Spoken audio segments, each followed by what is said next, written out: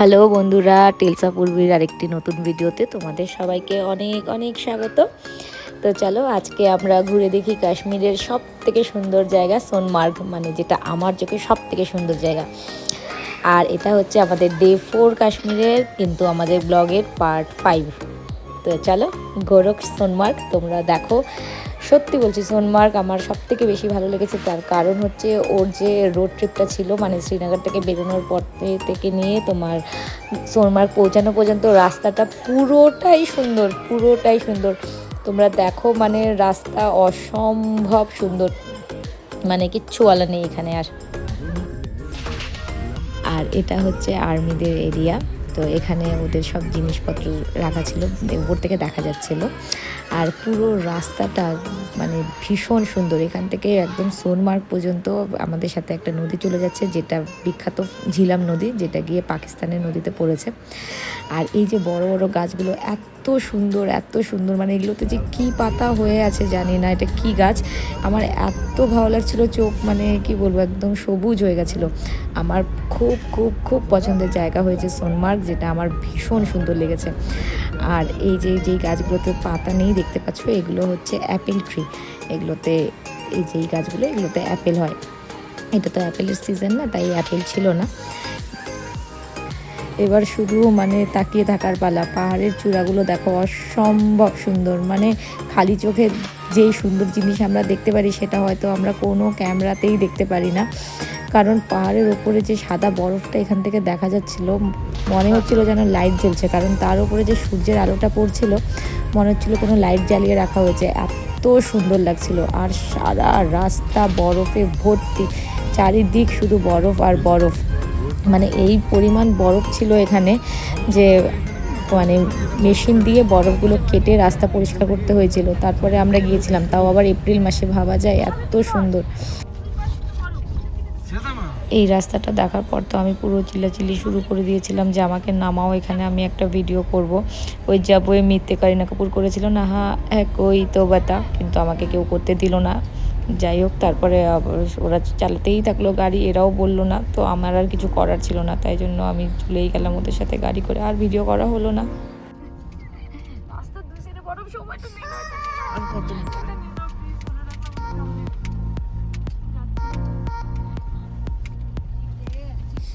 সোনমার্গ আমার খুব পছন্দের জায়গা তো বটে। তার পিছনে আরেকটা বড় কারণ হচ্ছে, আমি এখানে আমার একটা ভালো একটা বড় একটা ইচ্ছা পূরণ করেছি। সেটা হচ্ছে, আমার খুব ইচ্ছা ছিল যে আমি কোনো বরফের জায়গায় গিয়ে উর্বির বাবার সাথে মানে বলিউড স্টাইলে, যেরকম করে শাহরুখ খান রোম্যান্টিকভাবে ভিডিও মানে গান দেখি আমরা শাহরুখ খানের, তো সেরকম একটা ভিডিও শ্যুট করব বা ফটোশ্যুট করব।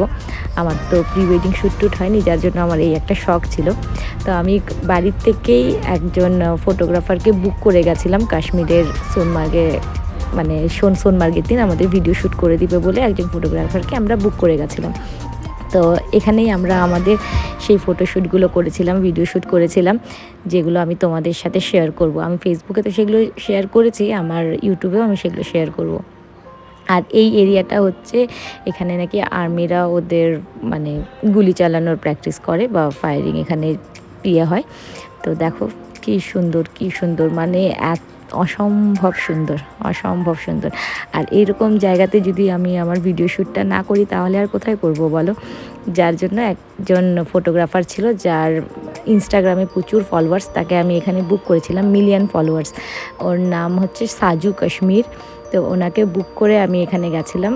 আর উনি আমাদের জন্য ওখানে ওয়েটও করেছিল, অনেক হেল্প করেছিল, প্লাস উর্বিকেও দেখে রেখেছিল।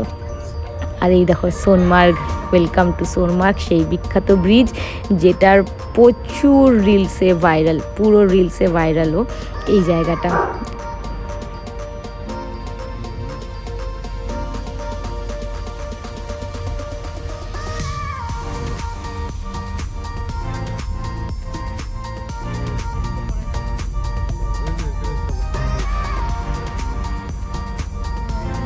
ওয়াও, দেখো কি সুন্দর জায়গা, মাই গড, আমি তো ভুলতেই পারছি না।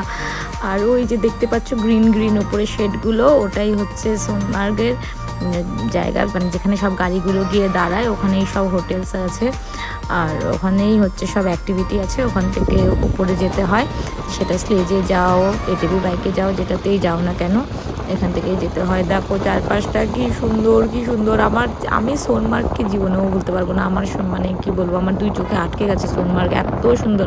কেউ আমাকে ওখানে নিয়ে যাও, নিয়ে গিয়ে আমাকে ওখানে ফেলে দাও, আর কোনো দিন বাড়ি নিয়ে এসো না। এটা এত সুন্দর জায়গা,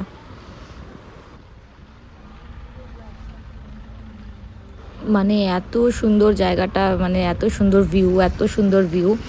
এখানে যে এর যে সৌন্দর্য, এর মধ্যে যে কি কষ্ট আছে, সেই কষ্টটাও আমরা ভোগ করেছি এই দিনই, সেটাও তোমাদের সাথে শেয়ার করব। চলো।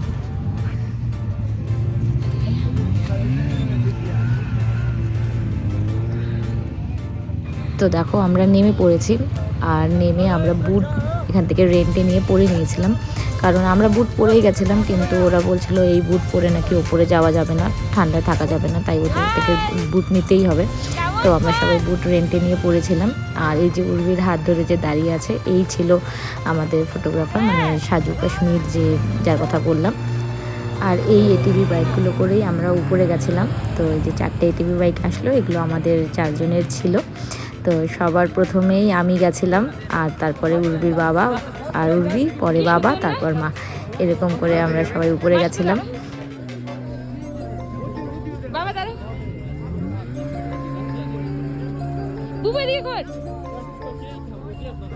আমি তো সবার আগে উপরে গেছিলাম, তো আমার ভিডিও তো কেউ নিতে পারেনি। তো পরে এই যে বাবা আসলো, এরপরে মা চলে এসেছে, এবার আসবে উর্বি আর উর্বির পাপা। ওই যে দেখতে পাচ্ছ, ওই দূরের থেকে আসছে, ওটা উর্বি আর উর্বির পাপা ছিল। তো এই দিনটা আমাদের যতটাই সুন্দর ছিল, মানে সব দিক থেকে অতটাই ভয়ঙ্কর ছিল এর পরের পরিস্থিতি, কারণ এই দিন ওয়েদারটা একটু একটু খারাপ ওয়েদার ছিল। তো এখানে যখন তখন ওয়েদার চেঞ্জ হয়ে যায়। প্রথমে বেশ একটুক্ষণ রোদই ছিল, কিন্তু পরে একদম ফট করে পুরো ওয়েদারটা চেঞ্জ হয়ে যায়।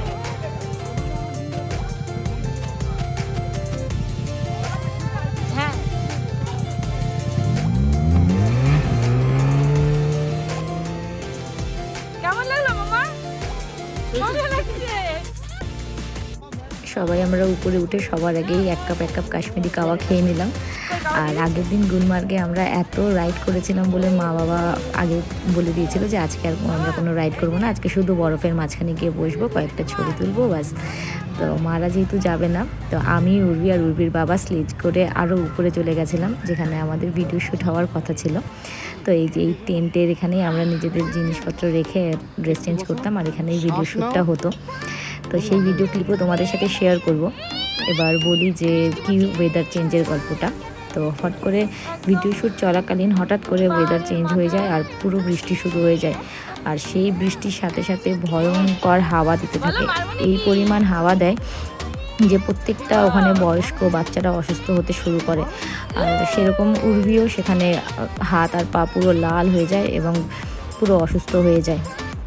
তারপর তো সব এটিভি বাইক, যারা যেই বাইকে এসেছিলো তাদের মানে গেস্ট নামানো শুরু করে। তো গেস্ট নামানোর জন্য বিশাল লাইন পড়ে যায়। এবার আমরাও লাইন দিয়েছিলাম, কিন্তু ততক্ষণে উর্বির হাত পা একদম লাল হয়ে ব্যথায় পুরো কান্না করছিল। আর কিছু কিছু বাচ্চা তো অসুস্থও হয়ে গেছিলো, মানে ভয়ঙ্কর। আর এই দেখো আমাদের ভিডিও শ্যুট, আর এর পরের পরিস্থিতি যেটা তোমাদের সাথে এখন আমি বর্ণনা করলাম, মানে ভয়ঙ্কর পরিস্থিতি।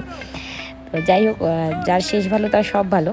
তো তাই সেই রকম হওয়ার পরেও আমরা এটিভি বাইকে করে সবার প্রথমে আমি আর উর্বি নিচে যাই, আর একটা ম্যাগি বা খাবার যেখানে বিক্রি হচ্ছিলো সেই দোকানে গিয়ে আমি উর্বিকে আগুনের পাশে বসে ওর হাত পা পুরো ছেঁকে ওটাকে গরম করে ওকে অন্য মোজা পরিয়ে গরম জল দিয়ে হাত পা মুখ ধুয়ে গাড়িতে বসেছি। তার কোনো ভিডিও ক্লিপই এখানে নেই, কারণ তখন আমার মেয়ের কান্না দেখে আমি কিছুই বুঝতে পারিনি যে আমি কি করব না করব। আমি ফটাফট ফোন বন্ধ করি, আর যেভাবে আমার মেয়েকে সবার প্রথমে আমি নিচে নিয়ে গিয়ে গাড়িতে বসাতে পারি, ড্রেস চেঞ্জ করে ওকে আমি শান্তি দিতে পারি, ওটাই আমার টার্গেট ছিল। তো কিন্তু যাই হোক, আমি সেটা করেছিলাম যেভাবে, যেই পরিস্থিতিতেই করি, এটিভি বাইক ধরে দৌড়াদৌড়ি করে যেভাবে গেছিলাম। তো ভালো মতন সব হয়ে গেছিলো। পরে উর্বি একটু পরেই ঠিক হয়ে গেছিলো।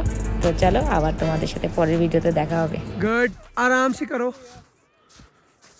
Yes perfect. अब ऐसे ही बैठो, ऐसे ऐसे डन।